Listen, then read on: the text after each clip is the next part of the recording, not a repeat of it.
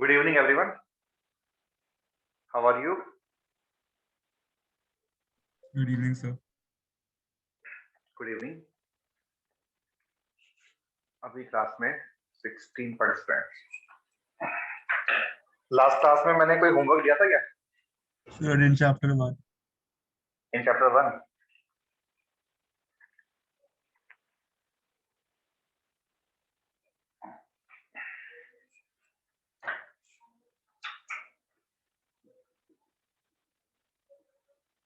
तो बोलो, in chapter 1 में डाउट क्वेश्चन नंबर बोल दो।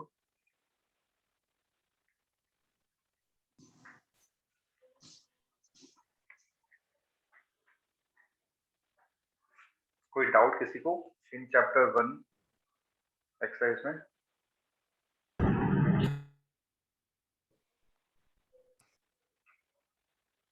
क्या हुआ, सॉल्व नहीं किया या फिर सारे सॉल्व हो गए?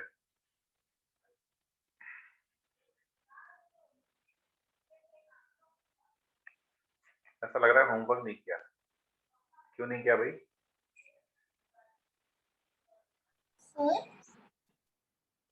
Sir third question 11th 12th और 14th का फोर्थ पार्ट।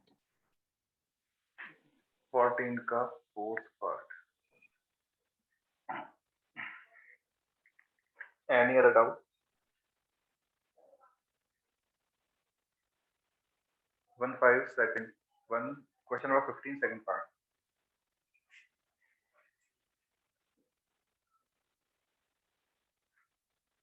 14 में part 2।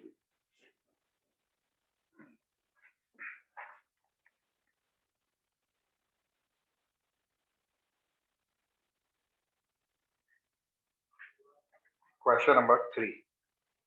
Third question, which of the following equation is non-linear? अरे इन्होंने इन चैप्टर में लीनियर की बात कर ली। ओके, थर्ड क्वेश्चन की हम अभी बात करेंगे। अभी हमने लीनियर डिफरेंशियल इक्वेशंस डिस्कस नहीं किया है, तो अभी आज ही हो जाएगा कवर, तो समझ आ जाएगा। Question number 11। Otherwise linear differential equation जो है, मैं एक बेसिक का पॉइंट बता देता हूँ कि वो डिफरेंशियल इक्वेशन जिनमें डिग्री 1 है और जिनमें जैसे ये वाला जो केस है ना, dy by dx plus y into P X is equal to Q X. यहाँ पे P X and Q X तो x के फंक्शन हैं, तो such differential equation is called linear differential equation of degree and order 1। तो अभी जो question में ऑप्शंस दे रखे हैं उनके अकॉर्डिंग ही चेक हो जाएगा। क्वेश्चन नंबर 12 जो है, नहीं question number 11, question number the curve passing through point 0, 1 and satisfies the equation sin dy by dx is equal to a. तो dy by dx is equal to sin inverse a बन जाएगा। इसका integration करेंगे तो y is equal to sin inverse a into x plus c हो जाएगा, because sin inverse a तो एक कांस्टेंट है, तो एक कांस्टेंट का इंटीग्रेशन kx प्लस c हो जाएगा। क्वेश्चन बोल रहा है कि this curve is passing through point 0, 1, तो x को 0 पुट किया तो y 1, तो देखो c की वैल्यू 1 आ रही है 0, 1 से पास कराने के बाद, तो हमारा answer x sin inverse a plus 1 आ जाएगा। अच्छा, क्वेश्चन ने इसको जो डिफरेंट ऑप्शंस लिखे हैं उसके अकॉर्डिंग, अच्छा साइन लेके लिखा हुआ है,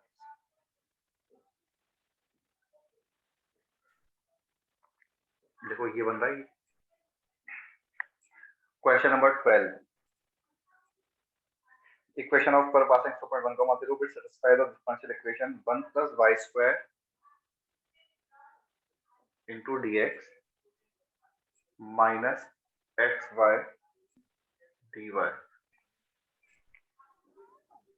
ठीक है, ये वेरिएबल सेपरेबल फॉर्म में कन्वर्ट हो जाएगा।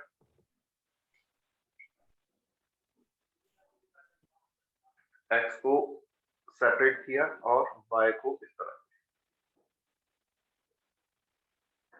इसका integration log of mod of x और इसका integration 1/2 times log of 1 plus y square plus c।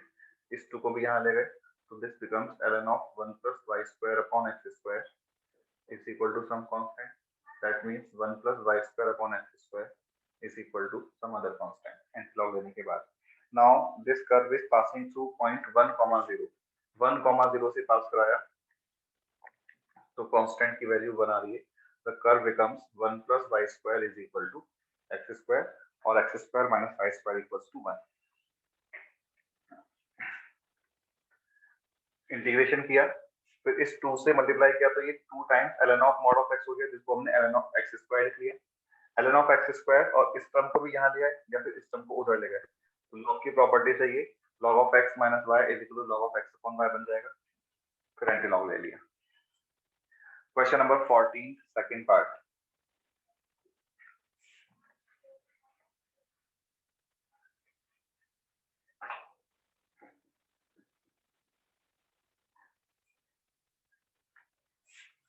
y is equal to e raised to power dy by dx plus d square y upon dx square and order and degree.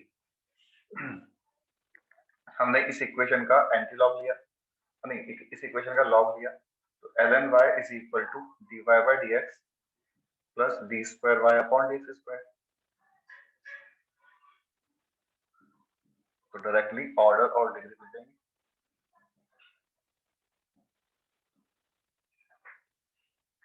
Force में e into Y double dash minus नहीं Y triple dash minus X into Y double dash plus Y.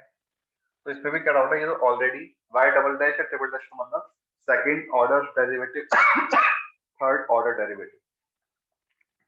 तो order is 3 and degree is 1. ये e into लिखा हुआ है question में. अगर e raise to power में लिखा होता तो डिग्री डिफाइन नहीं होती. आंसर में डिग्री नॉट डिफाइन लिखा था इसलिए Yes, sir. डाउट आ रहा था. ओके तो फिर या तो मिसप्रिंट होगा और y double dash y triple dash होगा. ठीक है.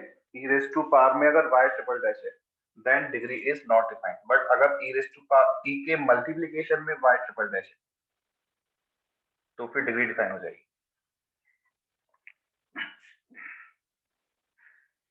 क्वेश्चन नंबर 15 का सेकंड पार्ट.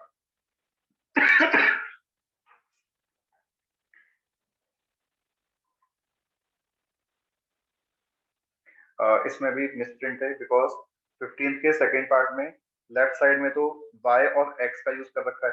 राइट साइड में t लिख दिया. t के प्लेस पे 5 कर लो. ठीक है. 15 के सेकंड पार्ट में RHS में t की जगह y 5 नहीं y कर लो. तो ये बन जाएगा question e raise to power dy by dx plus dqy upon dx cube is equal to log of fifth derivative plus 1. तो ऑर्डर इन दिस केस 5 हो जाएगा बट डिग्री नॉट डिफाइंड रहेगी बिकॉज हम लॉग ले लें या antilog ले लें कभी भी इस इक्वेशन को डेरिवेटिव के पॉलिनोमियल की फॉर्म में कन्वर्ट नहीं कर सकते. तो यहाँ पे भी मिसप्रिंट है. t के प्लेस पे 5 लिखना है. So can you explain the third part also, please? Third part of question number 15 right. Yes, sir. और 10th क्वेश्चन में बोले क्वेश्चन नंबर 10 और इसका थर्ड पार्ट में लिखा हुआ है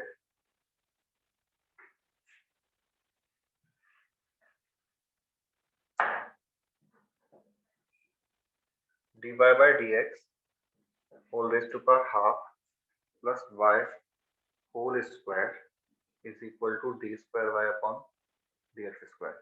a plus b whole square से ओपन किया तो ये इस तरह से बन जाएगा.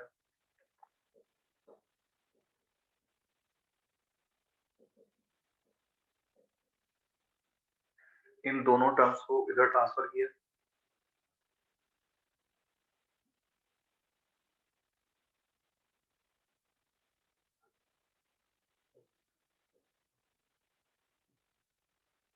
और इस रूट को हटाने के लिए हम स्क्वायरिंग कर लेंगे. Yes, I got it.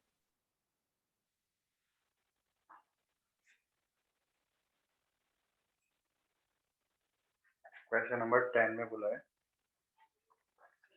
the solution of differential equation x d square upon d square is equal to 1 given that y equals to 1. देखो ये जो है सेकंड ऑर्डर की डिफरेंशियल इक्वेशन है x d square y upon dx square is equal to 1. Let's say dy by dx is equal to t. Then this equation becomes x dt by dx is equal to 1. That means dt upon your dt is equal to dx upon x. Integrate किया तो t is equal to ln mod of x plus c आ गया. t हमने किसे बोला है? dy by dx को. As per question, dy by dx की value 0 है when x equal to 1. तो c की वैल्यू 0 आ गई.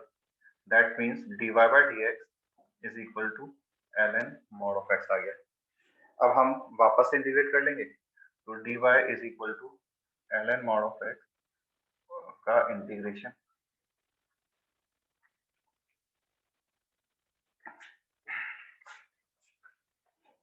क्वेश्चन में बोल रखा है कि कर्व इज पासिंग, कौन सा क्वेश्चन था? 10th. क्वेश्चन में बोल रखा है कि x इक्वल टू 1 पे y इक्वल टू 1 है.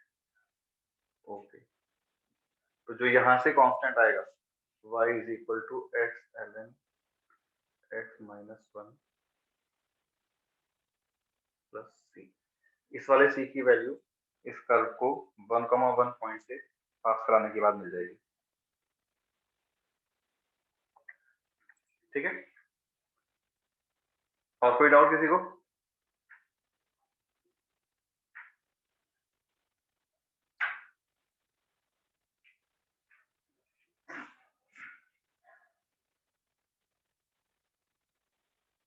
ठीक है, लास्ट अपन ने एक्सरसाइज 1A में कोई होमवर्क पढ़ दिया था?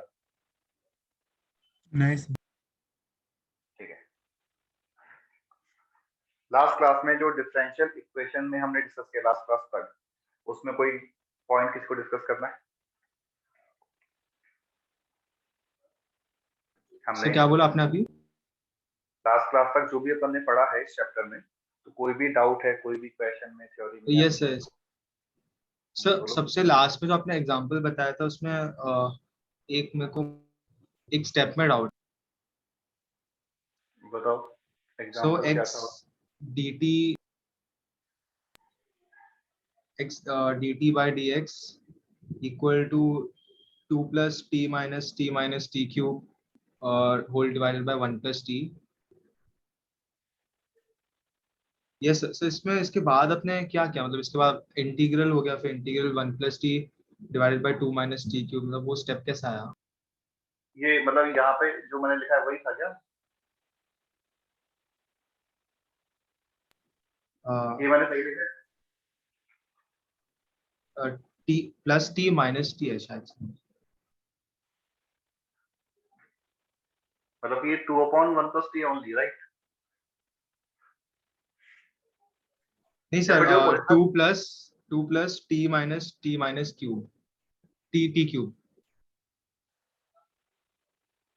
2 plus t minus t cube. Yes यानी कि एक बार जो ओरिजिनल क्वेश्चन है वो बोलना. Yes, dy by dx is equal to 2x plus y minus 5 divided by x plus y minus 3.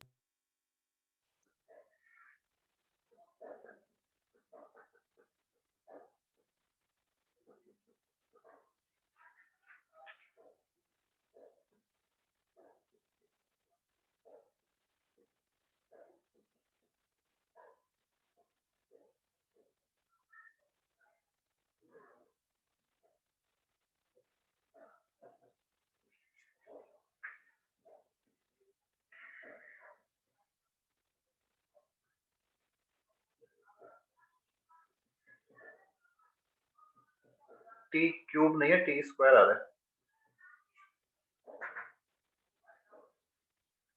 ठीक है, दिस इज t स्क्वायर.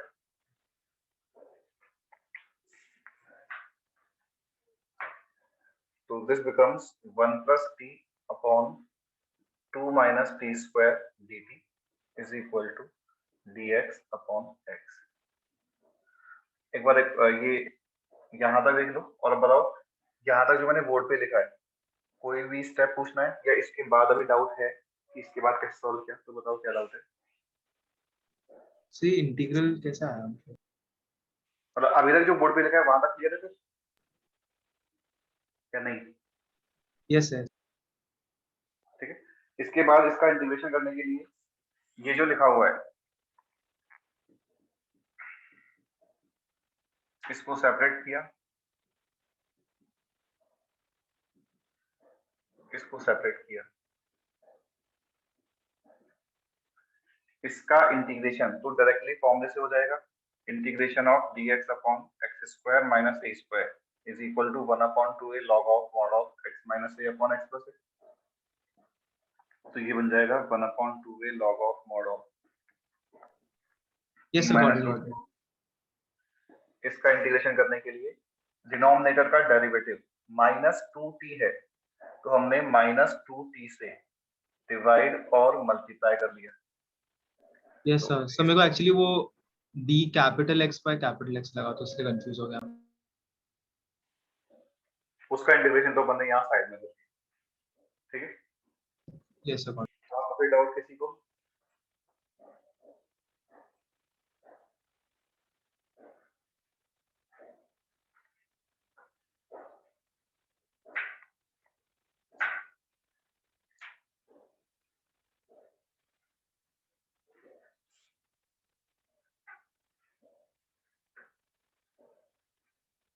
तुमने जैसे जब एप्लीकेशन ऑफ डेरिवेटिव चैप्टर पढ़ा होगा तो length of tangent, length of normal, length of सब tangent, length of sub normal, ये वाली बात की थी। Yes, sir. तो कोई से भी कर्व में लेंथ ऑफ सब नॉर्मल क्या होता है? Y into y dash. y into y dash, since length है तो हम मॉड यूज कर लेंगे। तो इक्वेशन अपन लिखते हैं लेंथ ऑफ सब नॉर्मल पे।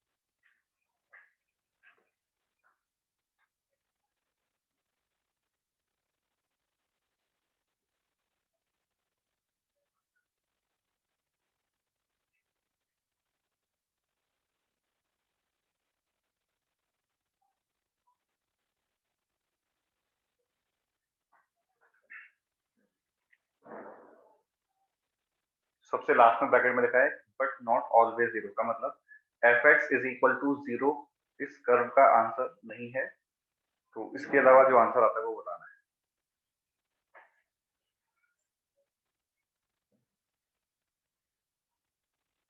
तो स्टेटमेंट के अकॉर्डिंग अब डिफरेंशियल इक्वेशन स्टेटमेंट की फॉर्म में गिवन है, ratio of sub normal at any point, जो y इंटू वाई डैश का मॉड होगा, to the sum of its abscissa and ordinate is equal to ratio of ordinate of this point to its abscissa। तो ये differential equation बन रही है, इसको solve करके आपको बताना है।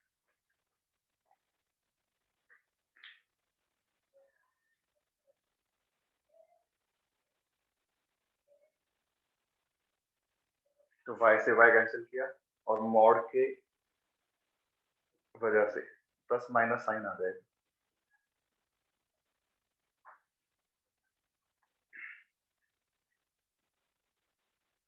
This is a homogeneous differential equation, but दो केस है, प्लस साइन लेके अलग, माइनस साइन लेके अलग।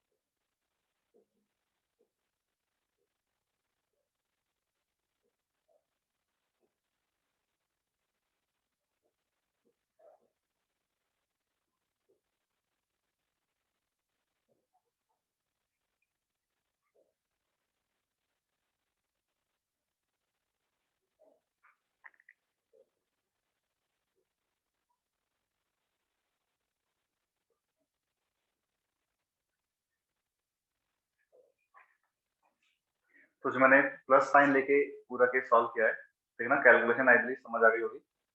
ये होमोजेनियस डिफरेंशियल इक्वेशन है, हमने y को tx पुट करके सॉल्व कर लिया है।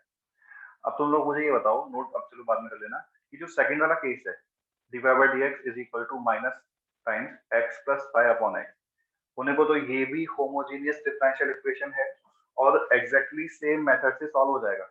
वो वाला मेथड यहाँ पे डायरेक्टली एप्लीकेबल है, लेकिन इसके अलावा एक और मेथड यहाँ पे हम लगा सकते हैं जिससे थोड़ा कैलकुलेशन वाइज शॉर्ट पड़ेगा। तो वो मेथड क्या है? स्क्वायर कर लो। नहीं, हम किसी भी इक्वेशन की स्क्वायरिंग तो कर ही नहीं सकते अनटिल अनलेस दोनों साइड पॉजिटिव क्वांटिटीज हैं, स्क्वायरिंग करना अलाउड नहीं है।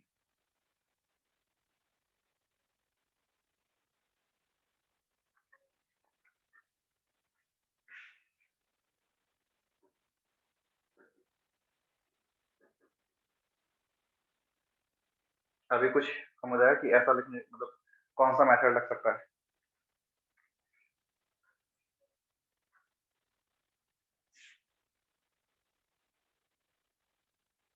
अच्छा, होमोजेनियस डिफरेंशियल इक्वेशन जो अपन ने नोट किया था, तो फिर उसके उसके बाद में लिखा था equations reducible to homogeneous differential equation. वो वाला आर्टिकल ओपन करो, उसमें देखो हमने 3 केसेस लिखे थे। ऐसा a2 प्लस b1 वाला हो जाएगा। a2 plus b1 is equal to, here in this case a2, हाँ a2 plus b1 is equal to 0। तो हम डायरेक्टली क्रॉस मल्टीप्लाई करके इसको सॉल्व कर सकते हैं इजीली। क्रॉस मल्टीप्लाई किया तो minus x d y is equal to x d x plus y d x, इसको यहाँ ले गए तो x d x plus y d x plus x d y equal to 0। This becomes derivative of x into y. Integration किया तो इसका integration x square by 2, इसका integration x Y 1,0 से वही पास करा देंगे। 1,0 से पास कराया तो c की वैल्यू हाफ आ रही है।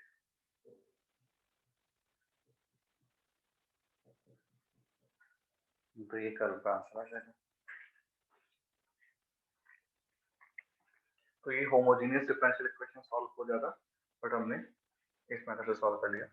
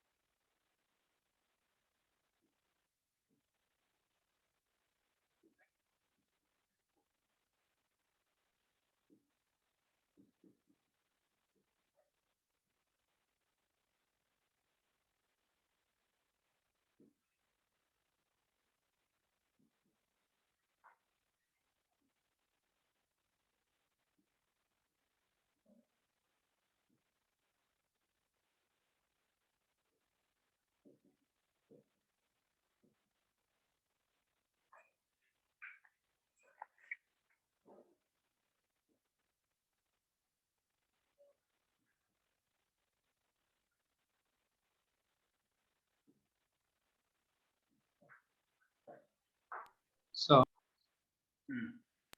इस चैप्टर में से ज्यादा क्वेश्चन आते हैं। बहुत ज्यादा क्वेश्चन तो नहीं आते चैप्टर, क्योंकि ये छोटा चैप्टर है। जैसे इंटीग्रेशन काफी लेंथी चैप्टर है, बट ये इतना लेंथी नहीं है, तो उसके अकॉर्डिंग ही क्वेश्चन आते हैं। तुम्हें जेई में मतलब एवरेज जो है वो 1 और 2 क्वेश्चंस का मिलेगा पर ईयर का। बट ये जैसे क्वेश्चन तुमने पूछा तो मतलब कोई रीजन, ये चैप्टर सिंपल लग रहा है, टफ लग रहा है, क्या लग रहा है? सो एवरेज मतलब ठीक ठाक है। ठीक-ठाक है। और लोगों को कैसा लग रहा है?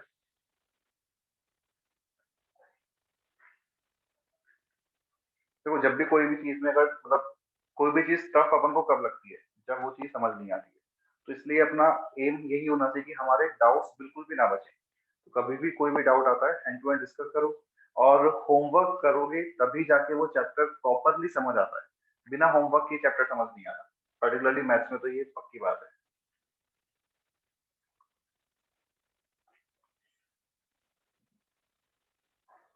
फिर आपने क्वेश्चन में क्या लिखा है? प्रोपोर्शनलिटी कॉन्स्टेंट के लिखा है क्या वो? हाँ के लिखा हुआ है, तो हमारा आंसर इन टर्म्स ऑफ के, पी नॉट एंड टी आएगा। क्वेश्चन में ये बता रखा है कि के इज अ पॉजिटिव नंबर।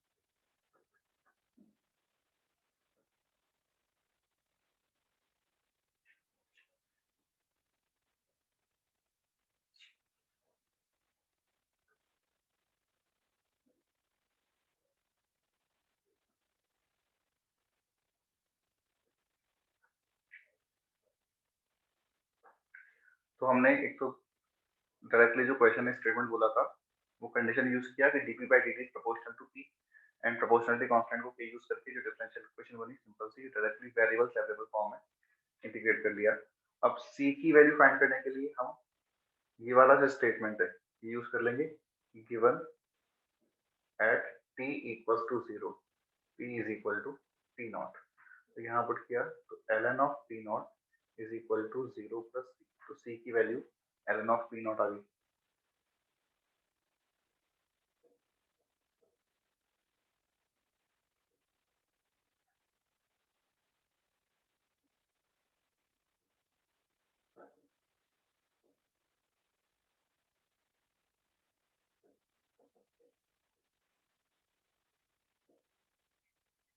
तो ये हमारे पॉपुलेशन का फंक्शन बन गया इन टर्म्स ऑफ टी। ठीक है, इसी चीज को हम डायरेक्टली भी ऐसे कर सकते थे। अभी तो अपन ने इंटीग्रेशन इंडेफिनिट इंटीग्रेशन किया और बाद में वैल्यू पुट की।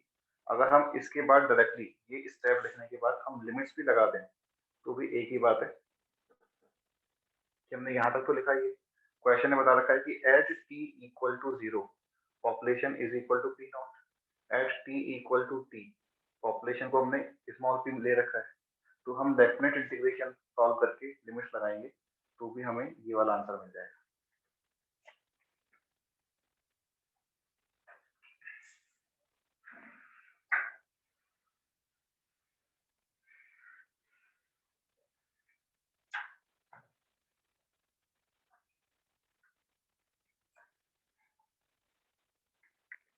तो इस तरह से क्वेश्चन डायरेक्टली डिफरेंशियल इक्वेशन की जगह स्टेटमेंट की फॉर्म में डिफरेंशियल इक्वेशन बोल सकता है। फिर हमें स्टेटमेंट के अकॉर्डिंग मैथमेटिकल इक्वेशन फॉर्म करनी है, इसको सॉल्व करना है।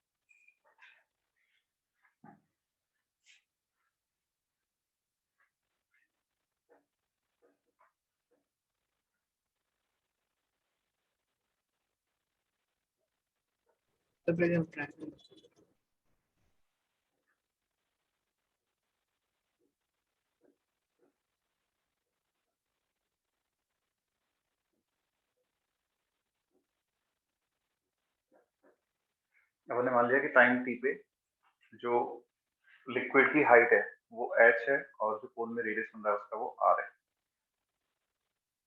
जो h और r अब वेरिएबल हो गए, कैपिटल H और कैपिटल R जो है वो फिक्स्ड नंबर्स है।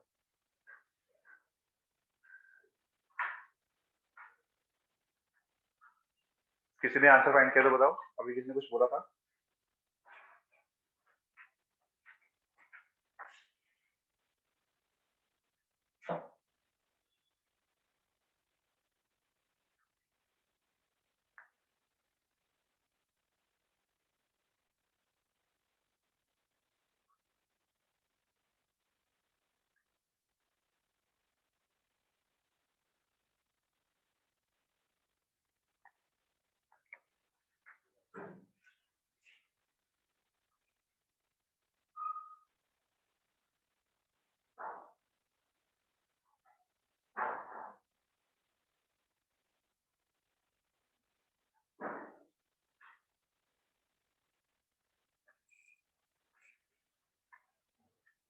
कोन का जो वॉल्यूम है वो होता है 1/3 पाई r square h।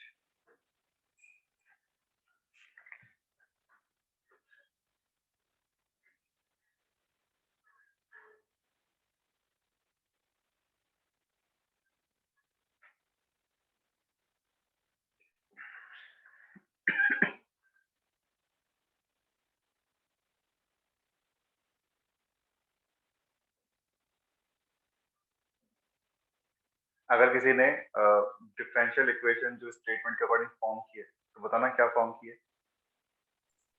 So minus And- dv by dt is equal to k pi r square. ठीक है, यहाँ पे ये चीज इंपॉर्टेंट थी कि माइनस साइन हम यूज करेंगे बिकॉज लिक्विड के इवेपोरेट होने से वॉल्यूम डिक्रीज हो रहा है और क्वेश्चन ने प्रोपोर्शनली कांस्टेंट को पॉजिटिव बोल रखा है, तो ये माइनस साइन एसेंशियल है। जो प्रोपोर्शनल है वो किसके है, surface area of liquid, and surface area of liquid is pi are square. अच्छा, उससे पहले हमें h और r में यहाँ से रिलेशन फाइंड कर लेना है, और capital H upon capital R is equal to small h upon small r। तो h की वैल्यू को हम h बाई r से रिप्लेस कर लेंगे।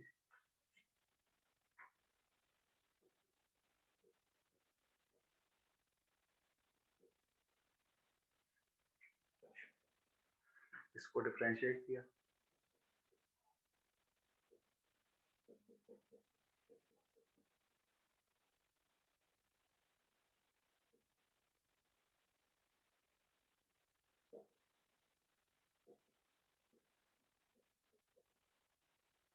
तो एक सिंपल सी डिफरेंशियल इक्वेशन बन गई r स्क्वायर के कैंसिलेशन के बाद। सॉल्व करके फाइनल आंसर बताओ।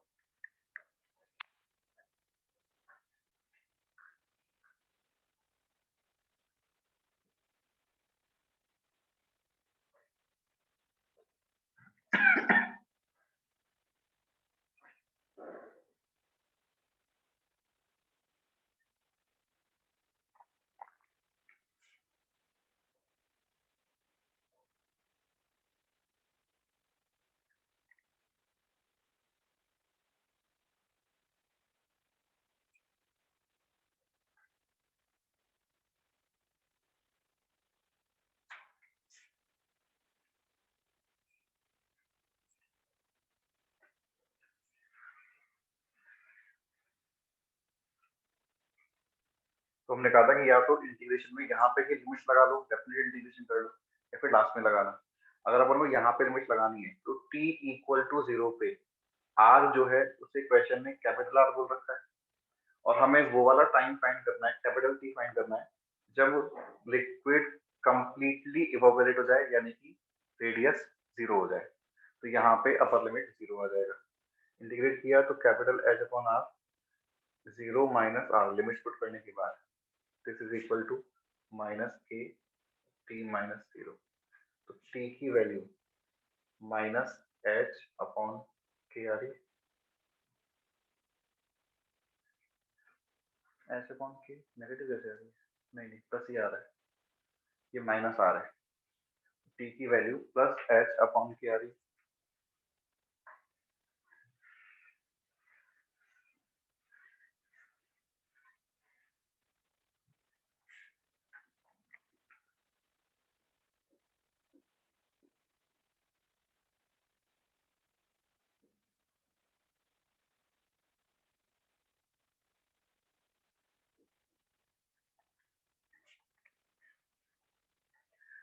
हमने पहले बात की वेरिएबल सेपरेबल फॉर्म की, फिर बात की होमोजीनियस डिफरेंशियल इक्वेशन की, now next is linear differential equation.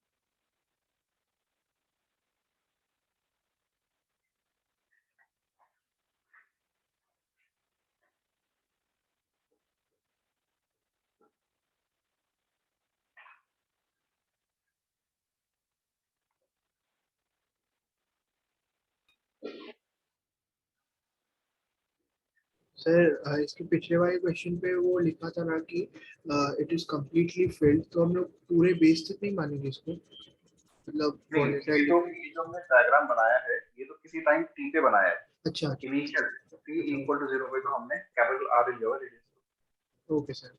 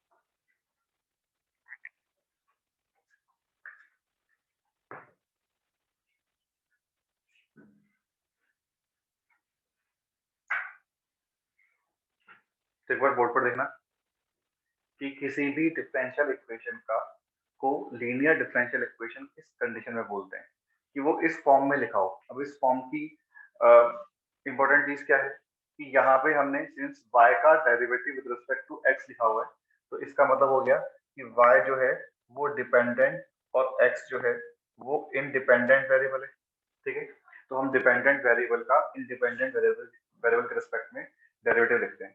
तो इस इक्वेशन में क्या हो रहा है कि जितने भी differential coefficients of dependent variable हैं, डी nth डेरिवेटिव है, n माइनस वन डेरिवेटिव है, and so on single derivative है, ये सारे के सारे as well as dependent variable यानी कि y जो है, ऑल दीज टर्म्स अगर इन फर्स्ट डिग्री ओनली, कहीं पर भी इनका होल पावर कुछ नहीं आना चाहिए, y का भी नहीं आना चाहिए, and never multiplied with each other, किसी भी एक टर्म ने दो डिफरेंट डिफरेंशियल कोफिशिएंट या फिर y का मल्टीप्लिकेशन किसी भी डिफरेंशियल कोफिशिएंट से नहीं होना चाहिए, तब जाके इस फॉर्म की जो डिफरेंशियल इक्वेशन बनेगी, this is called linear differential equation. और इस डिफरेंशियल इक्वेशन की जो डिग्री है वो 1 है। ठीक है, अब जैसे मैं कुछ एग्जांपल्स लिखता हूँ। Question is which of the following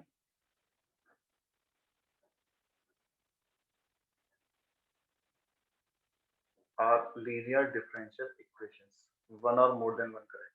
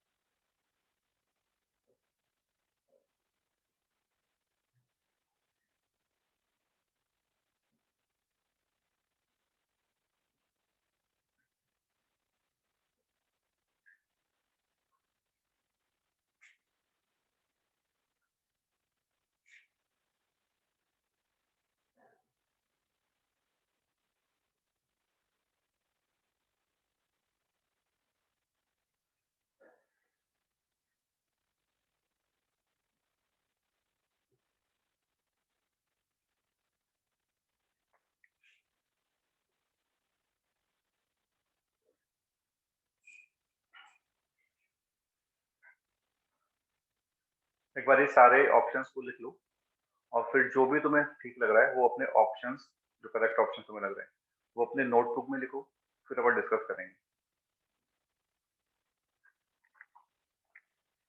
यहाँ पे मैंने ये नहीं बोला, बट एक बार देखना अगेन बोर्ड पे कि जो सारी की सारी कंडीशन है वो डिपेंडेंट वेरिएबल में ही है, यानी कि इंडिपेंडेंट वेरिएबल जो इन दिस केस एक्स है उस पे कोई कंडीशन नहीं है। एक्स किसी भी फंक्शन की फॉर्म में कैसे भी आ सकता है, लॉग में आ सकता है, पावर में आ सकता है, स्क्वायर में आ सकता है, कैसे भी आ सकता है। तो ये सारे के सारे एक्स के फंक्शन हैं जो किसी भी फॉर्म में आ सकते हैं, लेकिन जो वाई यानी कि डिपेंडेंट वेरिएबल है वो सिंगल पावर में ही आना चाहिए, उसके सारे के सारे डिफरेंशियल कोफिशिएंट सिंगल पावर में आने चाहिए और आपस में मल्टीप्लाइड नहीं होने चाहिए।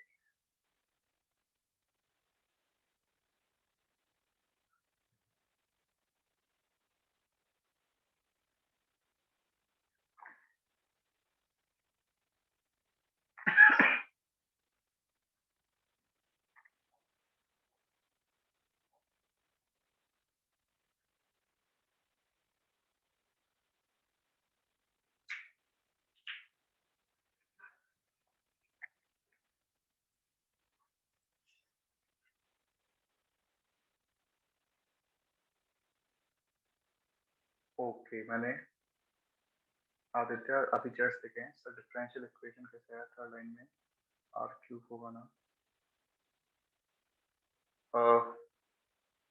आदित्य तुम्हें लास्ट वाले क्वेश्चन में जो डाउट था वो अभी डाउट अभी भी है क्या?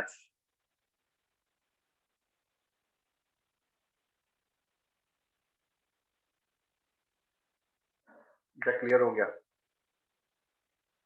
Aditya just join. आदित्य तुम्हें लास्ट क्वेश्चन में जो डाउट था वो अभी है या क्लियर हो गया?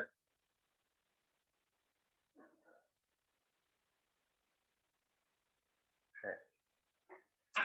लास्ट वाले क्वेश्चन हमने इस तरह से लिखा था, जब भी तुम लोग इस वाले क्वेश्चन का आंसर बताना कि minus d v by d t is equal to k t, किसके प्रोपोर्शनल था वो? रेडियस, नहीं एरिया के। ठीक है, और फिर जो वॉल्यूम है वो 1/3 पाई आर स्क्वायर एच था। एच को हमने R H upon capital R से रिप्लेस किया था, तो वॉल्यूम बन गया 1/3 pi R cube H upon are.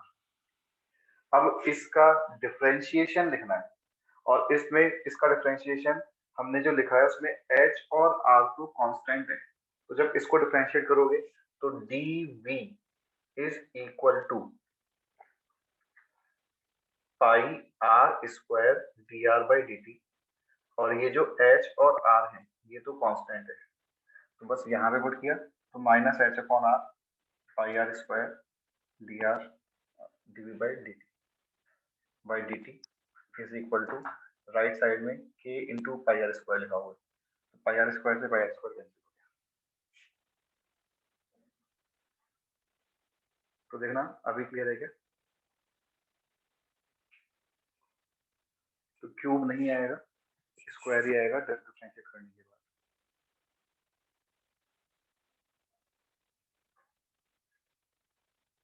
हाँ अभी बताना जिन लोगों ने इस क्वेश्चन का आंसर लिखा कौन कौन से ऑप्शन आ रहे हैं।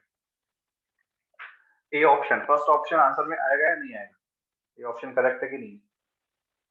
Yes, sir, correct. A option में डिफरेंशियल कोफिशिएंट या y यहाँ पे आ रहा है, यहाँ पे आ रहा है या यहाँ पे आ रहा है, तो ये तीनों टर्म्स अलग अलग आ रही हैं और हर एक टर्म में पावर में 1 ही है, ठीक है, तो ये लीनियर डिफरेंशियल इक्वेशन है। B option No, sir. क्यों नहीं है? So y square. y square. y into y आ रहा है। C option No, sir. Because dy by dx से मल्टीप्लिकेशन की फॉर्म में है। D option Yes, sir. Yes, sir. है बिकॉज यहाँ पे dt बाई ds है, तो हमने t को डिपेंडेंट और s को इंडिपेंडेंट वेरिएबल लिया, तो अब s तो कैसे ही आ जाए, लेकिन जो t है या इसका डेरिवेटिव है वो सिंगल पावर में आना चाहिए। ई ऑप्शन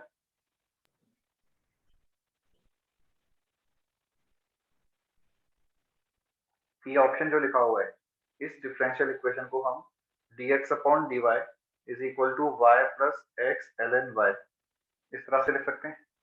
तो सिंस हमने dx अपॉन dy लिखा तो x अभी डिपेंडेंट वेरिएबल हो गया, तो dx अपॉन dy और x ये दोनों 1 पावर में आ रहे हैं, तो ये भी लीनियर डिफरेंशियल इक्वेशन है, but in this case dependent और इंडिपेंडेंट वेरिएबल्स जो हैं वो स्टैंडर्ड से रिवर्स हो गए, तो x in this case dependent variable है ई ऑप्शन में, और y जो है वो इंडिपेंडेंट वेरिएबल है। एक और ऑप्शन लिखना dy by dx plus dx upon dy is equal to x sin x।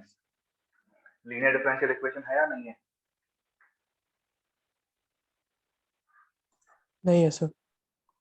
नहीं है, बिकॉज हम इसमें इसको in terms of x in terms of y कोई सा भी डिपेंडेंट या इंडिपेंडेंट मान लें, dy बाई dx का मल्टीप्लिकेशन तो dy बाई dx से होगा ही होगा, तो ये लीनियर डिफरेंशियल इक्वेशन नहीं है। एंड एक last example dy by dx is equal to x upon y।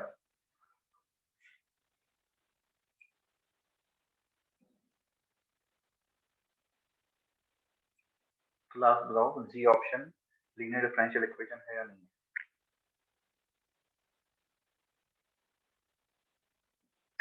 No sir. नहीं है।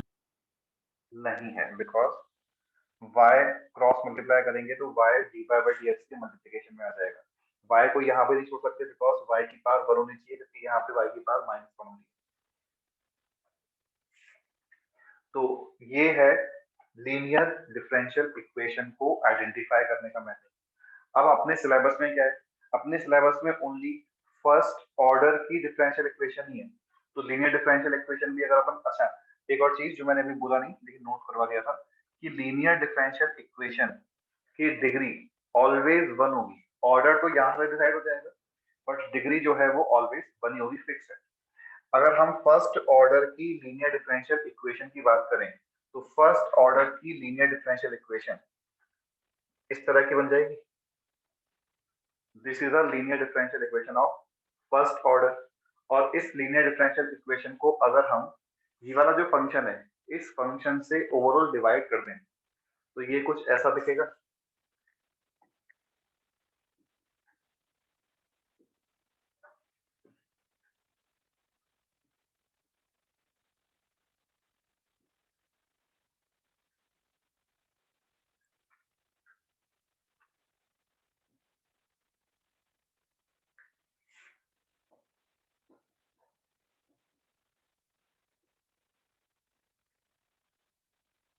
अपने सिलेबस में only linear differential equation of first order ही है, तो हमने कहा कि ये फर्स्ट ऑर्डर की लीनियर डिफरेंशियल इक्वेशन है, इस वाले फंक्शन से ओवरऑल डिवाइड किया तो ऐसा फॉर्म बन गया। तो ये है linear differential equation of first order, और इसको सॉल्व करने के लिए एक बार यहाँ तक आप लिख लो, हम यूज करेंगे इंटीग्रेटिंग फैक्टर।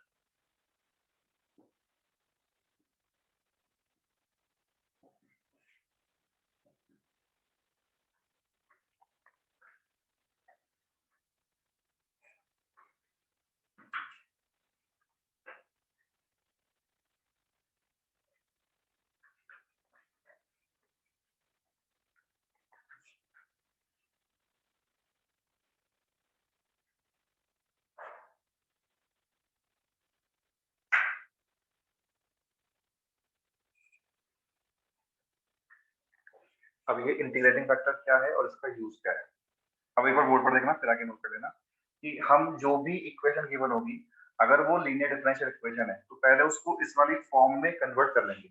और इस फॉर्म में कन्वर्ट करने का मीनिंग क्या कि dy बाई dx जो है उसका कोफिशिएंट तो 1 बना लेंगे, जो y वाला टर्म है उसको लेफ्ट में ट्रांसफर कर लेंगे, तो p फंक्शन अकॉर्डिंगली डिसाइड हो जाएगा। यहाँ पे हमने प्लस साइन यूज कर रखा है, और जो भी बचेगा इन टर्म्स ऑफ x उसको राइट साइड में बोल देंगे। तो इस वाली फॉर्म में कन्वर्ट करने के बाद y के मल्टीप्लिकेशन में जो x का फंक्शन लिखा हुआ है उस फंक्शन को हम e रेज़ टू पावर में इंटीग्रेशन में यूज कर लेंगे। और जब हम इसका इंटीग्रेशन करेंगे, ऑल्दो हम इनडेफिनेट इंटीग्रेशन कर रहे हैं, लेकिन यहाँ पे कांस्टेंट ऑफ इंटीग्रेशन का यूज नहीं करेंगे। तो दिस इज इंटीग्रेटिंग फैक्टर, ठीक है। अब जो मैंने ये कंडीशन बोली, इसका यूज क्या, ऐसा क्यों कर रहे हैं? अगर हम इस इक्वेशन को इस नंबर से मल्टीप्लाई कर दें तो ये बन जाती है equation integration of e raise to power p d x into d y by d x plus p into y into e raise to power integration of p d x is equal to q into integration of e raise to power p d x. ठीक है, ये बन गया। अब तुम लोगों को बताना है ये जो लेफ्ट साइड में लिखा हुआ है ये किसका डेरिवेटिव लिखा हुआ है।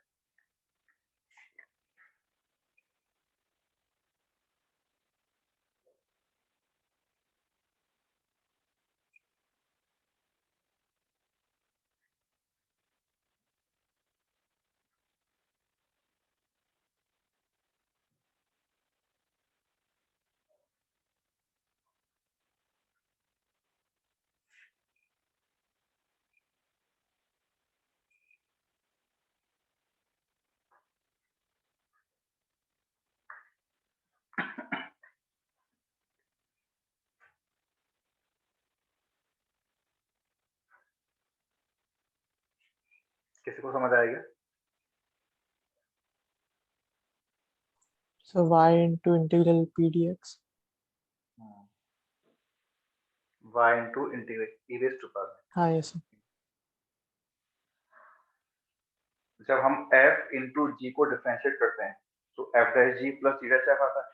तो यहाँ पे यही आ रहा है कि ये वाला function as it is into इसका डेरिवेटिव प्लस ये वाला function as it is into इसका डेरिवेटिव, और e raise to power p d x का डिफरेंशिएशन पहले तो e की पावर का करेंगे, तो e की power integration of p d x into फिर इस इंटीग्रेशन का डिफरेंशिएशन करेंगे, और इस इंटीग्रेशन का डिफरेंशिएशन t वाला फंक्शन आ जाएगा।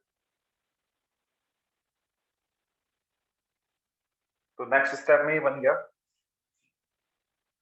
दिस इंप्लाइज दैट दोनों तरफ इंटीग्रेशन किया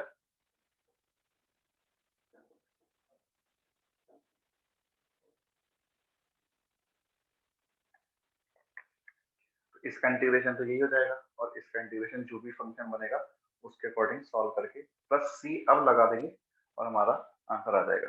तो ये है लीनियर डिफरेंशियल इक्वेशन को सॉल्व करने का मेथड। लेकिन एग्जाम में हम इन दोनों स्टेप्स को स्किप करेंगे बिकॉज ये दोनों स्टेप्स ऑलवेज सेम रहने वाले हैं। तो हम एग्जाम में क्या करेंगे कि सबसे पहले गिवन इक्वेशन को इस वाले फॉर्म में कन्वर्ट करेंगे अगर नहीं है तो, उसके बाद इंटीग्रेटिंग फैक्टर क्या होगा ये डिसाइड करेंगे, और ये डिसाइड करने के बाद डायरेक्टली नेक्स्ट स्टेप में ये लिख देंगे कि y into integrating factor is equal to q into integrating factor का होल इंटीग्रेशन। जैसे हम एक एग्जांपल लें, यहाँ तक देख लो सारा, और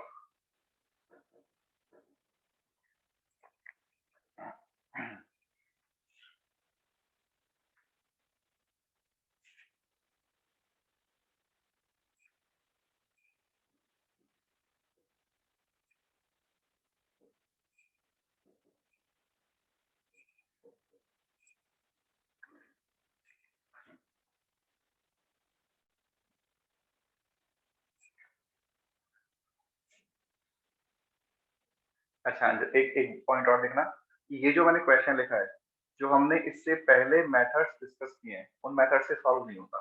अगर हम देखें वेरिएबल सेपरेबल फॉर्म, हम कभी भी एक्स और वाई को सेपरेट नहीं कर पाएंगे, तो वेरिएबल सेपरेबल फॉर्म नहीं लगेगा। सेकंड हमने क्या डिस्कस किया है, होमोजीनियस फॉर्म, तो यहाँ तो ln x आ रहा है, तो कभी भी ये होमोजीनियस फॉर्म में भी कन्वर्ट नहीं होगा, तो इसको हमें लीनियर डिफरेंशियल इक्वेशन का जो मेथड है उससे ही सॉल्व करना होगा, और उसके लिए पहले उस वाले फॉर्म में कन्वर्ट कर लो, तो x ln x से डिवाइड किया,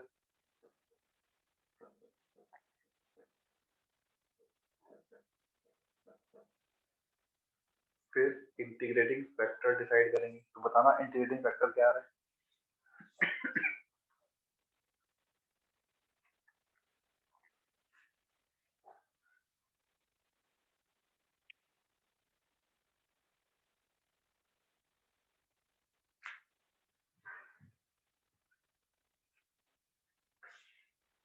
ln x. ln x, और लोगों ने फाइंड किया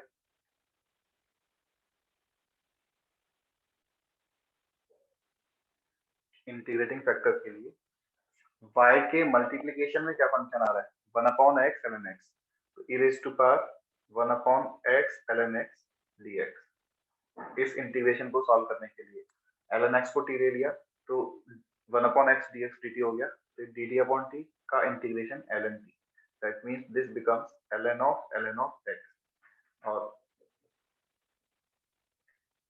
तो हमने स्टेप 1 स्टैंडर्ड फॉर्म में कन्वर्ट किया, स्टेप 2 इंटीग्रेटिंग फैक्टर फाइंड किया, step 3 now answer is y into integrating factor is equal to right side वाला function q into integrating factor का होल इंटीग्रेशन।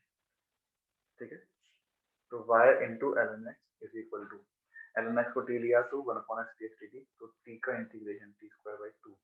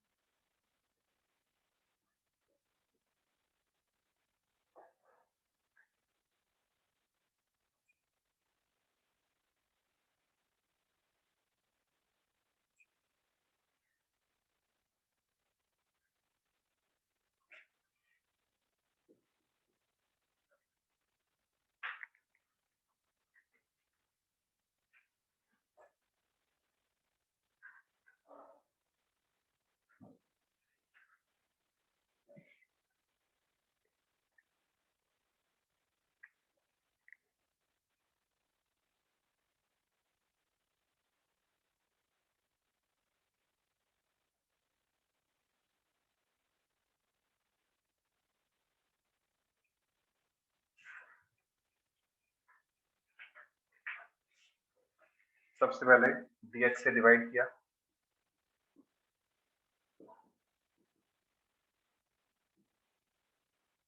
फिर इस x को हटाने के लिए x से भी डिवाइड किया,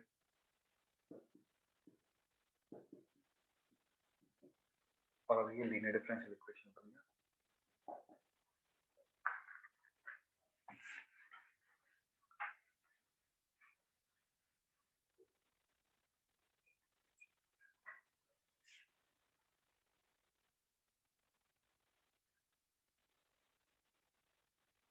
इंटीग्रेटिंग फैक्टर -1/x, और फिर बताओ इंटीग्रेटिंग फैक्टर क्या आ रहा है।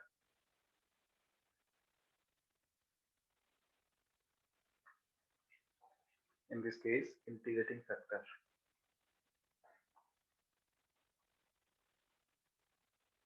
वन अपॉन एक्स, एक ने माइनस वन अपॉन एक्स बोला है, एक ने वन अपॉन एक्स बोला है.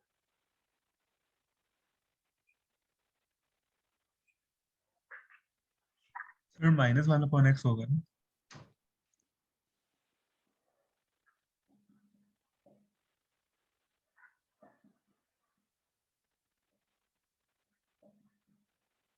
देखो प्लस का वन बाई एक्स आ रहा है.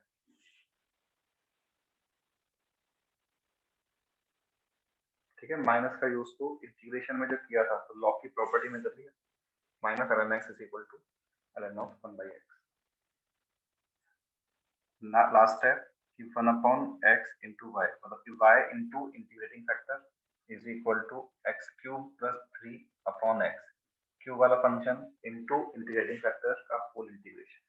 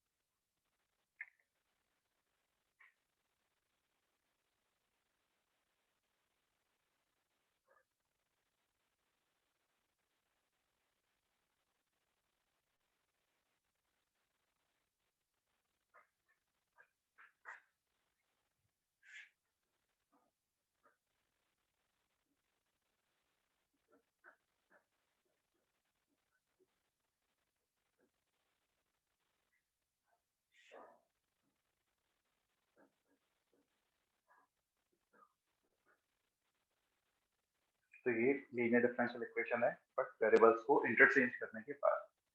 अभी x जो है वो डिपेंडेंट वेरिएबल हो गया, y इंडिपेंडेंट. बताओ इसका इंटीग्रेटिंग फैक्टर क्या आ रहा है.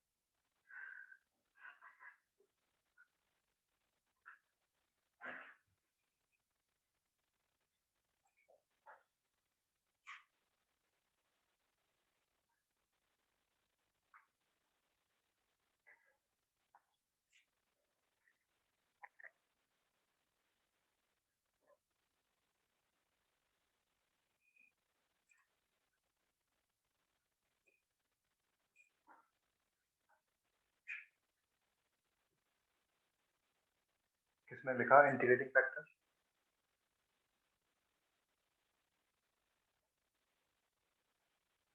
चैट में लिखा e raised to power sin pi.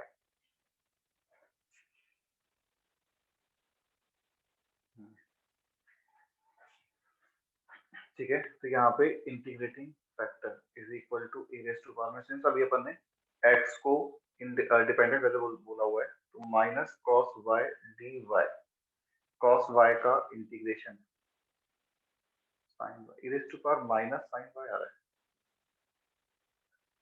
e raised to power minus sin y आ रहा है बिकॉज cos y का इंटीग्रेशन प्लस sin y हो जाता है, एक माइनस साइन ऑलरेडी है.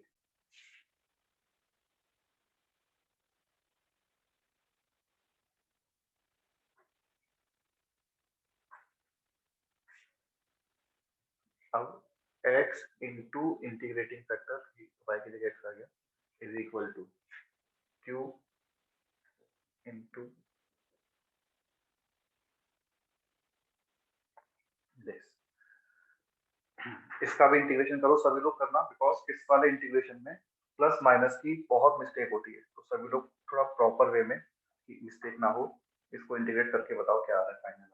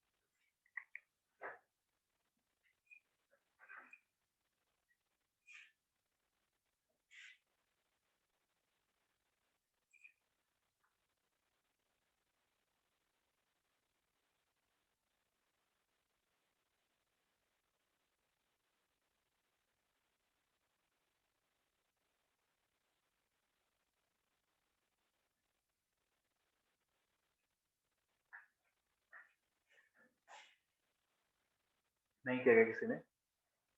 देखो यहाँ पे हमें इंटीग्रेट करने के लिए e की पावर में जो है उसको t मान लेते हैं, तो माइनस साइन y को t ले लिया, तो minus cos y dy dt हो गया। यहाँ रिप्लेस करेंगे तो ये जो हो गया ये तो हो गया e की पावर t, ये वाला 2 मैंने बाहर कर दिया। साइन y के प्लेस पे माइनस t लिखेंगे, कॉस y के प्लेस पे कॉस y dy के प्लेस पे माइनस dt लिखेंगे।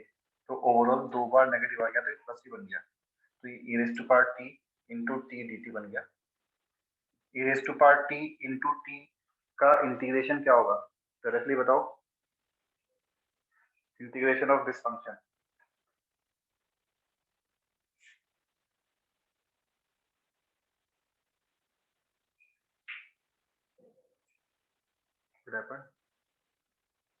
तुम लोगों को ये मतलब वही है ना, वही वाली बात हो जाती है एग्जाम में टाइम बचाने वाली बात, कि इसको हम ऑब्वियसली इंटीग्रेशन बाय पार्ट्स तो सॉल्व कर ही सकते हैं, बट ये वाला पॉइंट तो पता होगा। जैसे हमसे बोला जाए कि integration of e raise to power x into 3x² plus 4x plus 5, तो इसको हम इंटीग्रेशन बाय पार्ट सॉल्व कर लेंगे। बट सेकंड मेथड जो तुमको आई बिलीव पता है कि e raise to power x into some polynomial function, कोई सा भी पॉलिनोमियल फंक्शन है तो उसका इंटीग्रेशन हमें याद रखना चाहिए, और इसका इंटीग्रेशन क्या बन जाता है, e raise to power x into px minus p dash x plus p double dash x minus and so on. Since ये पॉलिनोमियल फंक्शन है और हम डिफरेंशिएट करते जा रहे हैं तो कभी ना कभी तो डेरिवेटिव जीरो हो ही जाएगा, तो ये सीरीज कभी ना कभी तो एंड हो ही जाएगी। बट पैटर्न क्या बन रहा है, e raise to power x की मल्टीप्लिकेशन में px minus p dash x plus p double dash x minus p triple dash x and so on, but this is valid only when px is a polynomial function।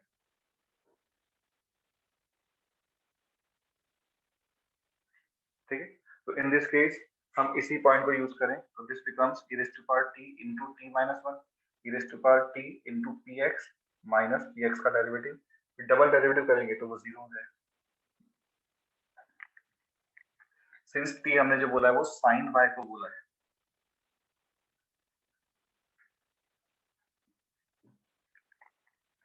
तो हमारा final answer जो है वो आ गया x into e raised to power minus sin y is equal to minus 2 into e raised to power sin y minus sin y 1 plus sin y plus c।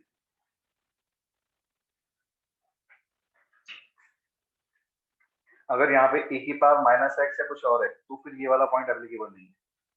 ठीक है, e raise to power x ही होना चाहिए, e raise to power x into px का integration.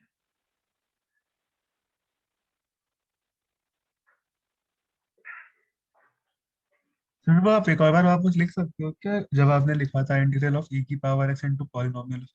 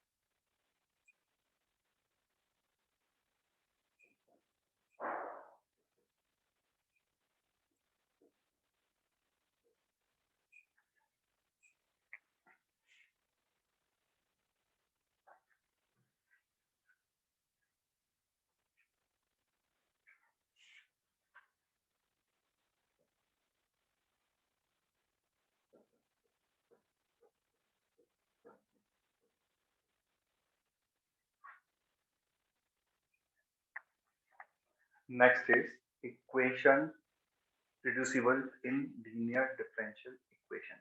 अभी जो equation दे रखी है डेफिनेटली ये तो लीनियर डिफरेंशियल इक्वेशन है ही नहीं, बिकॉज y जो है वो e रेज़ टू पावर में आ रहा है। बट अगर हम इस इक्वेशन में e raise to power y को t पुट कर दें तो e raise to power y dy dt से रिप्लेस हो जाएगा, and now this equation becomes dt by dx is equal to e raised to power x into e raised to power x minus t।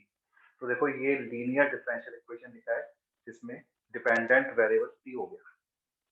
तो यहाँ तक note करके इसको complete solve करो।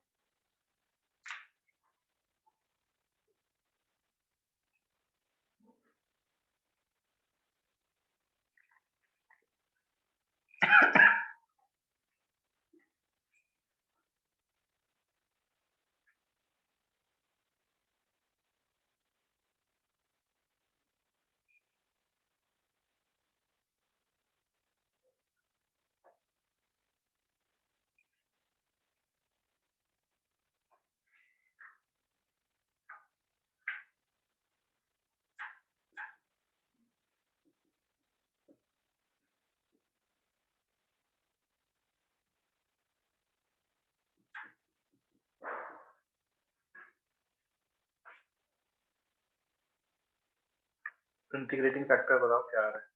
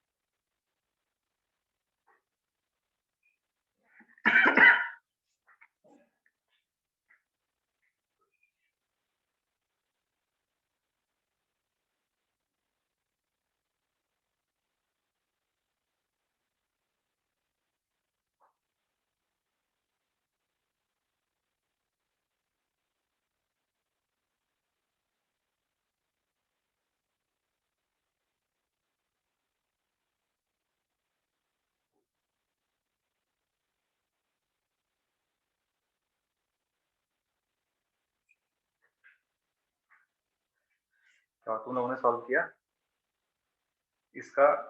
अच्छा यहाँ तक मैंने लिखा है, कोई पॉइंट किसी को डिस्कस करना क्लियर है?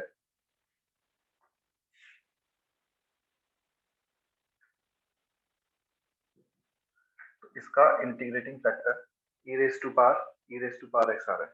तो हमारा answer t into integrating factor is equal to q into integrating factor का होल इंटीग्रेशन, ये हो जाएगा। और इसको इंटीग्रेट करने के लिए put e raise to power x is equal to z। तो e raise to power x dx dz हो गया।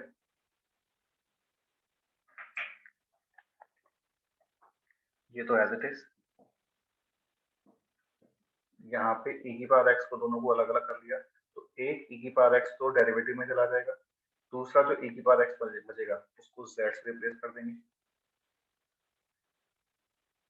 और ये अभी जो डिस्कस किया था उसी मेथड से इसका इंटीग्रेशन ये आ जाएगा। तो हमारा फाइनल आंसर t के प्लेस पे तो e raise to power y आएगा और z के प्लेस पे e raise to power x आएगा।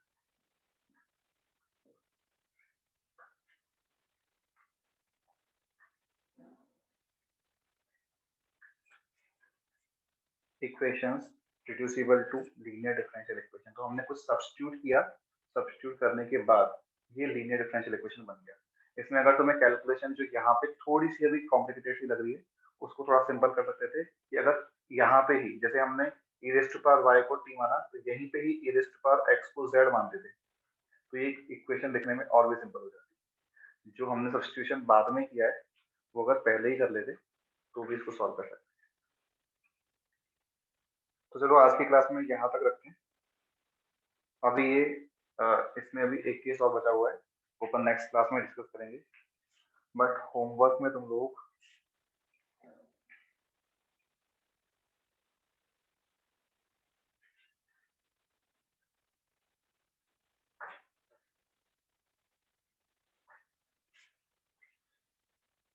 इन चैप्टर एक्सरसाइज 2 जो है वो कंप्लीट कर सकते हो।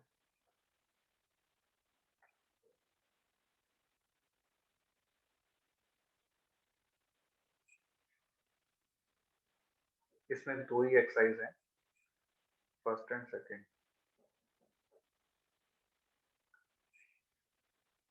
और एक्सरसाइज 1 में अगर मैं देखूं, अच्छा 1 में मैंने कहा था कि एक बार एरिया वाले क्वेश्चंस तुम लोग डिस्कस कर लेना, बिकॉज एरिया जो है तुम्हें ऑलरेडी बढ़ा दिया गया है। इसमें जो डिफरेंशियल इक्वेशन के क्वेश्चन है वो इसमें फॉर्म मिक्स कर सर सकते हैं। सर आपने e की पावर x को अगर z लिया है तो फिर आपने वो z स्क्वायर होना चाहिए था ना फिर। यहाँ इसके लिए हाँ this is e raised to power x into e raised to power x into e raised to power x dx। तो एक e raised to power x derivative में यूज किया गया, ठीक है। Got it. e raised to power x। Yes sir sorry. तो अभी in chapter exercise 2 ही कर लेना, और ये चैप्टर मेरे ख्याल से नेक्स्ट क्लास में मोस्ट प्रोबेबली हो जाना चाहिए complete, otherwise next to next हो ही जाएगा। तो ये छोटा ही चैप्टर है, बहुत बड़ा चैप्टर नहीं है। इसमें हमने जो अभी मेथड्स डिस्कस किए हैं, मेन मेथड तो यही है। एक मेथड और है, जैसे तुमने लिमिट्स जब चैप्टर डिस्कस किया था, लिमिट्स जब चैप्टर पढ़ा था, तो उसमें डिफरेंट मेथड्स हैं लिमिट्स को सॉल्व करने के। लेकिन फिर एल हॉपिटल रूल ये भी तुमने डिस्कस किया वहां पे। तो एल हॉपिटल रूल से क्वेश्चंस को सॉल्व करना बड़ा आसान हो जाता है। वैसे यहाँ पे है हम एग्जैक्ट डिफरेंशियल का यूज करेंगे। ऑल्दो एग्जैक्ट डिफरेंशियल इतना सिंपल तो नहीं है, क्योंकि उसमें अपन को पहले सोचना पड़ेगा कि ये किसका डेरिवेटिव बन रहा है, रिवर्स वहां पे जाना होगा। तो अपन वो नेक्स्ट क्लास में डिस्कस कर लेंगे। अभी तुम लोग इन चैप्टर एक्सरसाइज 2 1 और 2 कंप्लीट सॉल्व कर लेना। अभी तक जो पढ़ा है उससे सॉल्व हो जाएगा। कोई किसी को डाउट पूछना है अभी तक जो भी डिफरेंशियल इक्वेशन में पढ़ा है उसमें? No sir.